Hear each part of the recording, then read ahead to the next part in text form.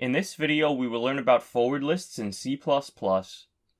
A forward list is a singly linked list class that is provided by the standard template library. To begin working with forward lists, we will include the forward list header file at the top of the program. We will start by declaring a forward list of integers named example. To add values to the front of our forward list, we can use the pushFront function. Let's add the values 5, 4, 3, 2, and 1 to example. To obtain the front element in our forward list, we can make a call to the front method. Let's output the string front element is, and then example.front. When we run the code, notice that 1 is the front element of our forward list. Next, let's call the pushFront function and pass in 0. If we output the value of the new front element to the console and run the code, notice that 0 is output. We can use a for loop to iterate over each element in the forward list. We will output the element and then an empty space to the console. When we run the code, notice that the values 0 through 5 were printed out. To reverse a forward list, we can use the reverse function. Let's reverse our forward list and then output the values to the console. When we run the code, notice that the forward list was output in reverse order.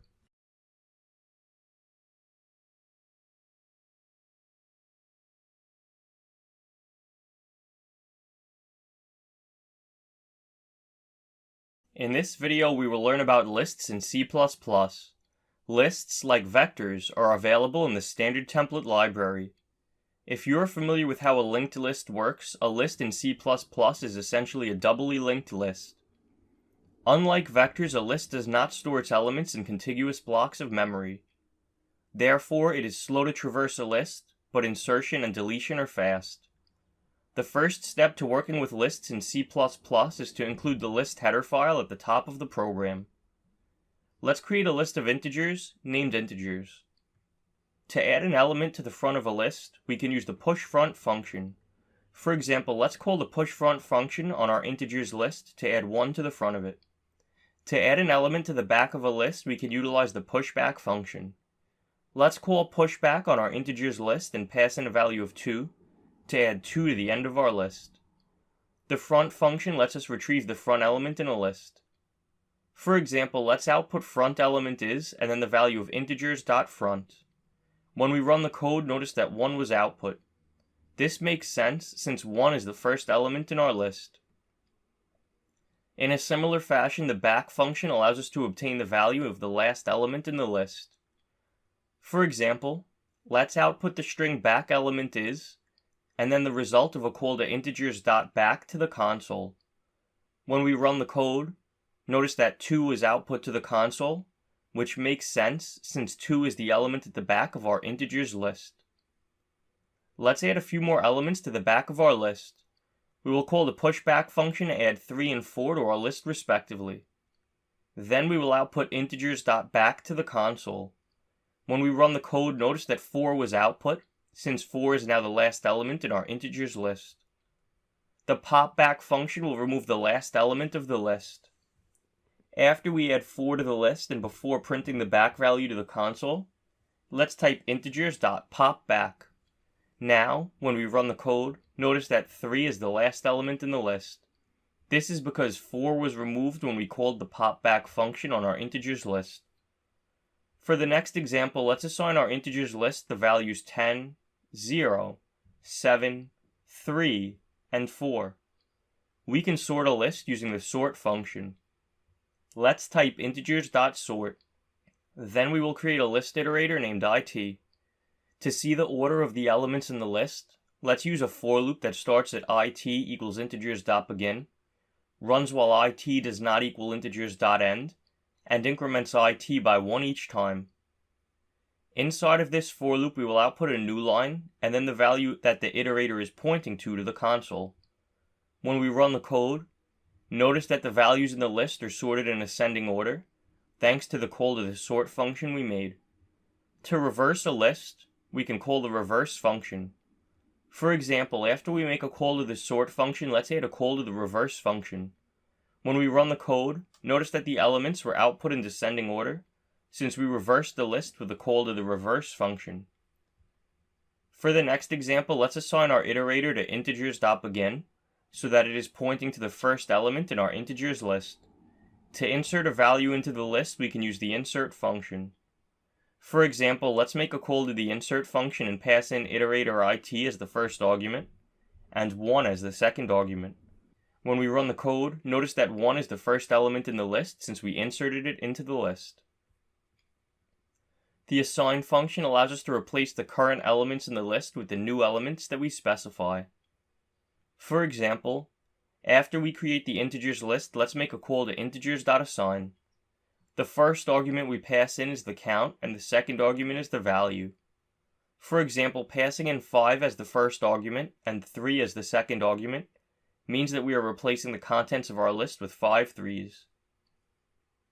Let's use the pushback function to add 4 to the end of the list. Then we will call the remove function and pass in 3. Remove will delete all occurrences of the specified element in the list. So passing 3 in like we did here means that all of the 3's in the list will be removed. When we run the code, notice that 4 is the only element in the list. We can also remove all the elements that fit a specified condition. For this next example, we will go above the main function and create a function that returns a bool named even, that takes in a constant value named value. Inside of this function, we will return the result of value modulus 2 equals 0. Since the modulus operator gives us the remainder of a division, if there is no remainder when the value is divided by 2, it means that the number is even. If there is a remainder, the number is odd. Inside of our main function, let's create a list of ints named integers that we will fill with the values 1 through 6. Next, we will use the remove if function to remove all of the even elements from the list. When we run the code, notice that our list only contains the odd elements 1, 3, and 5, since all of the even elements were removed. We can use the erase function to delete a specified element from the list. For example, after creating the iterator it, let's call integers.erase and pass in it. Since our iterator is pointing at the first element in the list, this is the element that will be removed.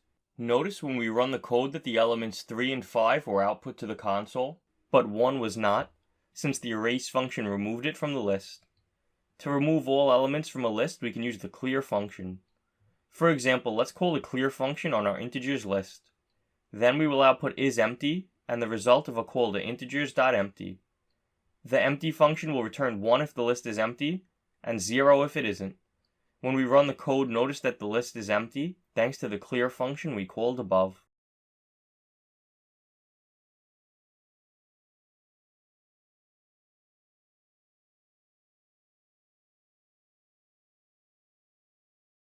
In this video, we will learn about Deques in C++.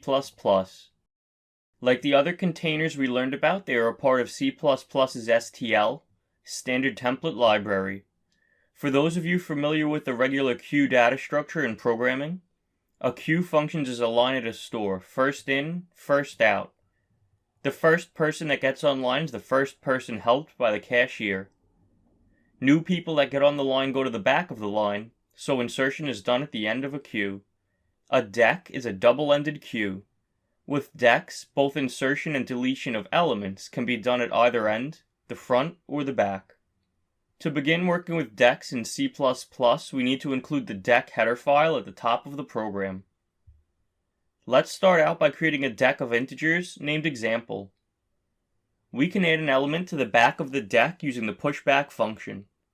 For example, let's use the pushback function and pass in a value of 5 to add 5 at the rear of our Deque. The pushFront function can be used to add an element to the front of the Deque. For example, let's push the elements 10 and 100 onto the front of the Deque using the pushFront function. To iterate through the items in our Deque, we can create an iterator. Let's create an iterator to iterate over a Deque of ints named it. Then we will have a for loop that starts at it equals example.begin, runs while it is not equal to example.end, and increments it by 1 each iteration. Inside of the for loop, we will print out the value in the Deque that it is pointing to for that iteration, and then a new line. When we run the code, notice that the elements 100, 10, and 5 were output to the console. This ordering makes sense since we pushed 5 to the back of the deck, then pushed 10 onto the front of the deck, and then 100 onto the front. Let's look at some of the other functions we can use when working with decks. The size function allows us to check how many elements our deck is currently storing. For example, we can output the size of the deck to the console. Using the front function will return the element at the front of the deck. In a similar fashion, the back function will return the element at the rear of the deck. We can also use the at function to retrieve the element at a particular index. For example, passing in an index of 1 will retrieve the second element in our deck. When we run the code, notice that the size is 3, the front element is 100, the back element is 5, and the element at index 1, the second element in the deck, since indexing starts at 0, is 10.